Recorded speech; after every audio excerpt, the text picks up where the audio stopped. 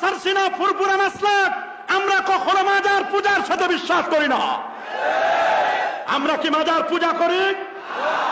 মাজারের সাথে কোনো পূজা শব্দ আমরা কখনো ব্যবহার করব?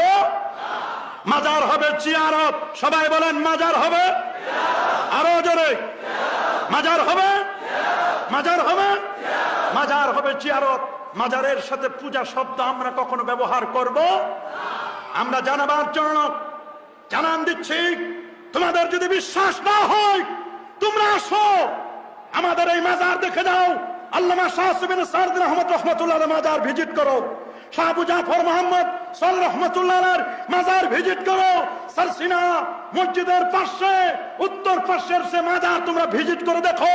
তোমরা যদি একটা বেদাত বের করতে পারো, আমরা চ্যালেঞ্জ দিলাম, আমাদের মাজারে কোনো বেদাতের কোনো আড্ডা নাই। হাত তুলে দেখান, আমরা কি ভুল বললাম? আমাদের মাজারে কোনো ধরনের শিরকের কোনো আস্তানা নয়, কোনো দান বাক্স নাই, সেজদার কোনো কারবার নাই। কথা বলেন ঠিক কিনা? সেখানে মাজারে গেলে আমরা মাজার জিয়ারত করি, কবরবাসীকে আমরা সালাম জানাই, কবরে আমরা সালাম জানাই। সূরাতুল ফাতিহা 3 বার, সূরা ইখলাস 10 বার, 11 বার দরুদ শরীফ পড়ে আমরা কবরওয়ালার কাছে চাই না, কবরওয়ালাকে উসিলা দিয়ে আমরা আল্লাহর কাছে চাই। কথা বলুন।